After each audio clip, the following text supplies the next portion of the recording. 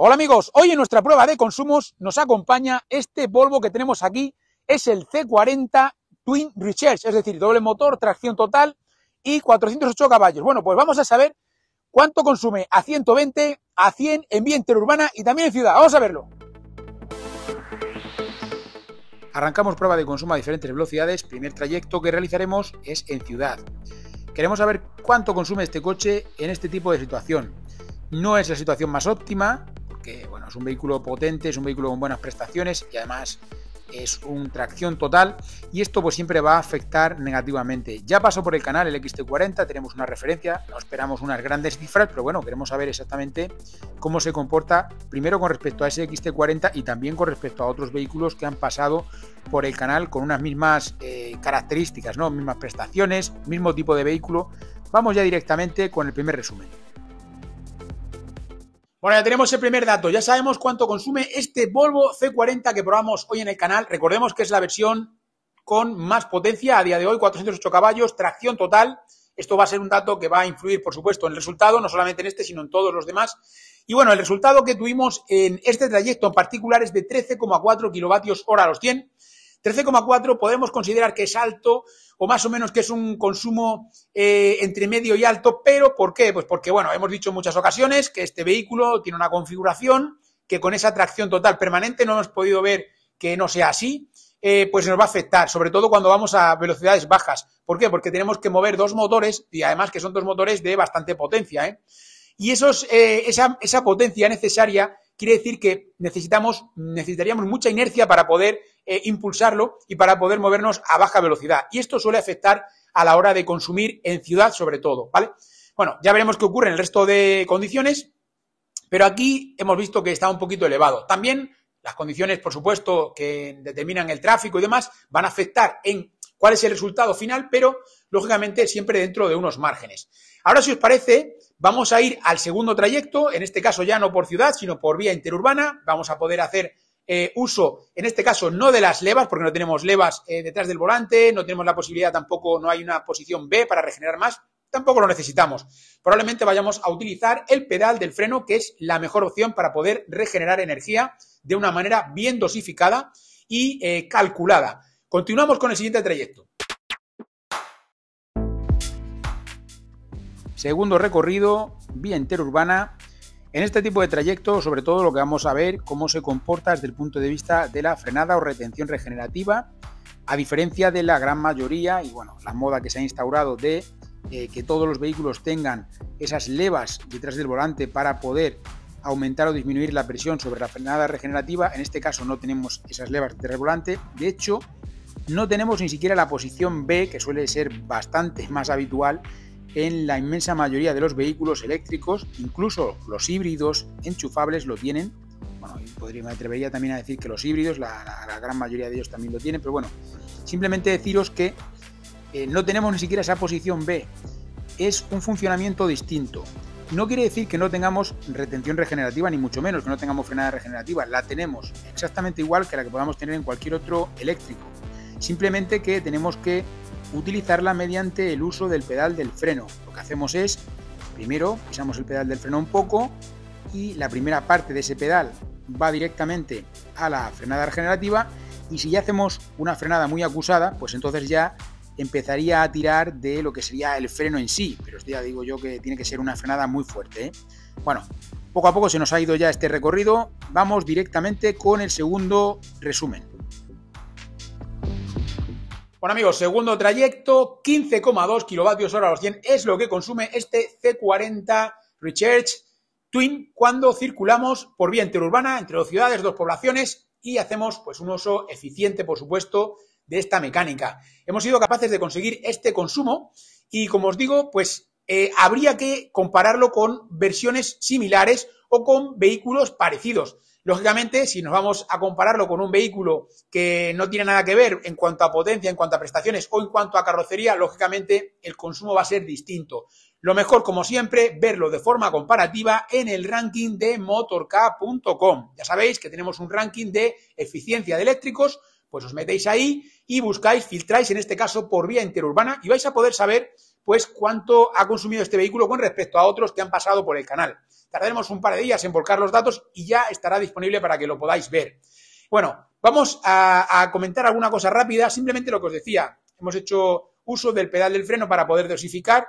Interesante que este vehículo nos permite que el vehículo vaya fluido, que se embale, no tiene una retención regenerativa que sea muy potente y esto nos ayuda. La retención regenerativa la conseguimos a través del pedal del freno. Lógicamente hay un primer tramo en el cual es solamente retención regenerativa y luego posteriormente empieza a frenar, pero esto nosotros no lo vemos nunca porque nosotros probablemente casi no utilicemos el freno como tal para nada, solamente utilizamos el pedal del freno, pero no para frenar, sino simplemente para regenerar energía. Bueno, nada más, yo creo que vamos directamente al tercer trayecto, en este caso a 100 km por hora, entra en juego a participar también en esta prueba pues un elemento importante como es el control de velocidad de crucero, con el control de velocidad que sabéis que suele afectar de forma normalmente más bien negativa en la mayoría de los casos, pero bueno, hemos tenido alguna excepción. También conocemos el funcionamiento de este vehículo porque hemos probado el XT40 y es la misma mecánica. Entonces vamos a ver qué ocurre, a ver si continúa en esta misma línea o a ver en qué medida va cambiando. Continuamos. Tercer trayecto, tercer recorrido, en este caso a 100 km por hora. Aquí sí haremos uso del control de velocidad de crucero y fijaos, como viene siendo habitual en nuestras pruebas, nos encontramos esos dos clásicos que veis que van en esa grúa. Bueno, pues siguiendo con nuestra tradición, nos gustaría saber de qué vehículos se trata, qué coches son. Si sabéis qué coches son, probablemente pues podáis tener algún premio. Es importante que nos digáis la marca y el modelo de ambos coches, ¿eh? Iban dos, uno arriba, otro abajo. Abajo era más grande, el de arriba era más pequeño. Bueno, pues necesitamos que nos digáis marca y modelo de esos dos coches y conseguiréis un premio especial además.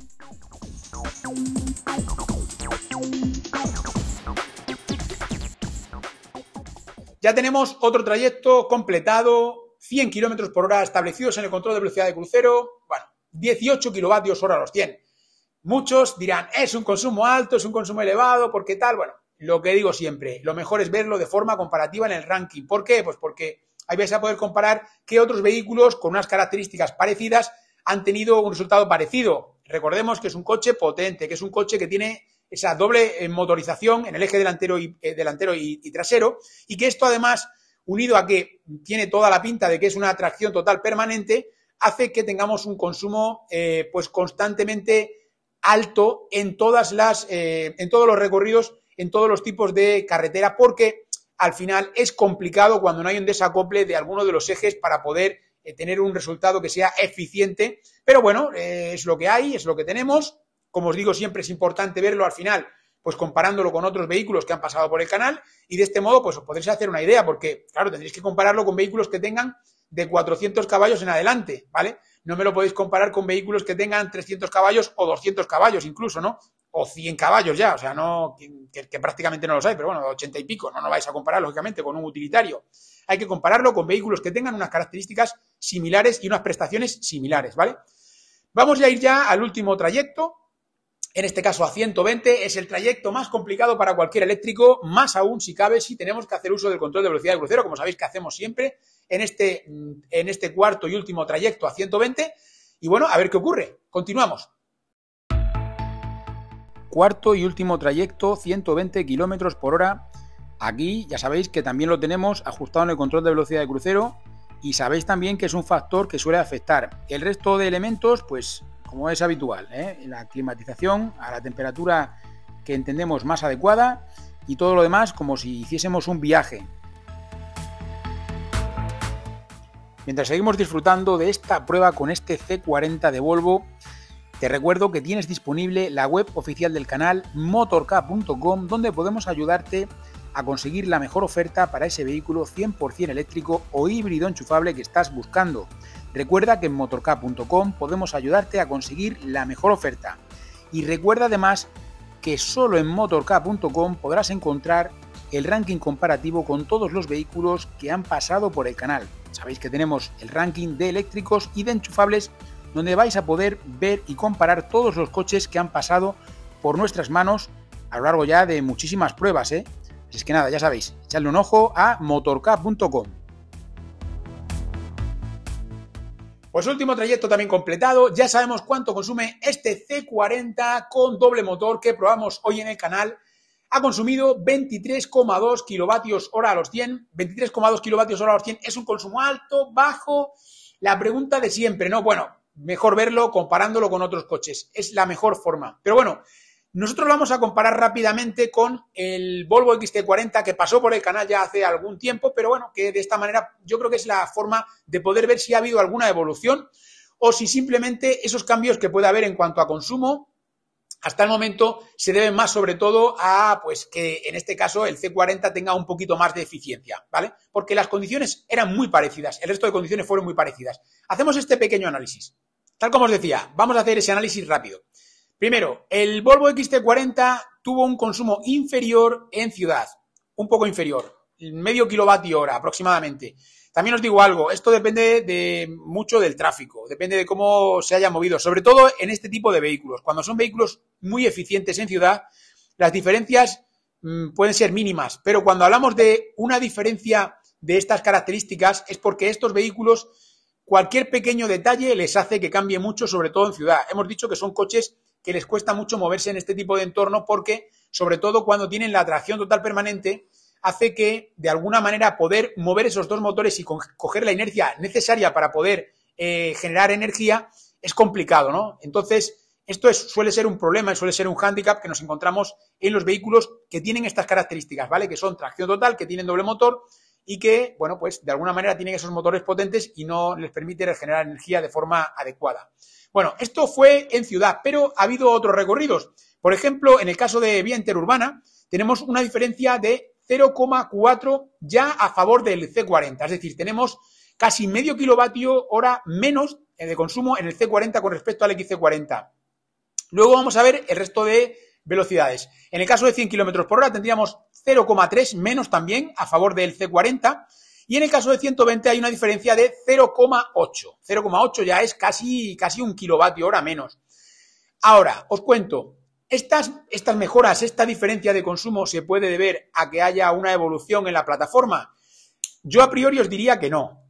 Creo que estas diferencias que han sido de mejora a favor de este C40 es porque este vehículo, por el motivo que sea, bien por la aerodinámica o por el motivo que sea, pues este coche es más eficiente que el XC40. En términos absolutos, pues podemos decir que es un vehículo un poco más eficiente.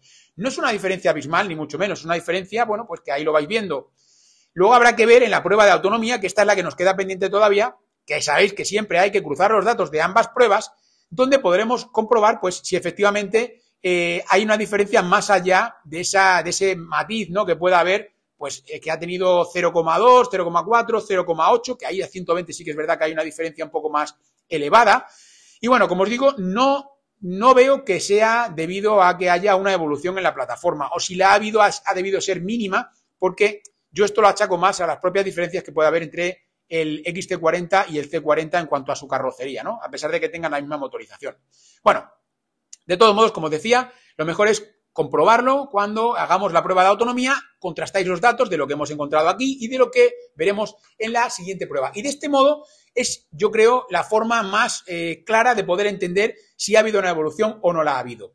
Y bueno, ya tenemos todos los datos. Tenemos consumo a diferentes velocidades, tenemos el vehículo como es, nos falta, por supuesto, comprobar la autonomía, que muy pronto la podréis ver en el canal. Y bueno, yo creo que no mucho más, ha sido una prueba pues que se ha ido desarrollando por los cauces habituales, no ha habido ninguna eventualidad, nada reseñable. Ha estado bien, porque de esta manera podremos comparar cómo se puede pues establecer una similitud entre este vehículo y el XT40, sobre todo para aquellos de vosotros que estéis mirando o dudando entre una u otra versión. Y nada, amigos, hasta aquí el vídeo de hoy. Espero que os haya gustado como siempre. Ya sabéis, dad like ahí si os ha gustado. No olvidéis suscribiros al canal, muy importante este dato, que os suscribáis, que busquéis por aquí abajo, que tenéis por aquí los botones donde dice suscribirme, que no os cuesta nada, que es totalmente gratis, y que le deis también a la campanita, porque si le dais a la campanita seréis los primeros en poder recibir los vídeos y también los estrenos, que hacemos muchos estrenos, y de este modo nos podéis acompañar en el chat en directo. Y también, por supuesto, amigos, os digo lo de siempre, que nos veremos en futuros vídeos.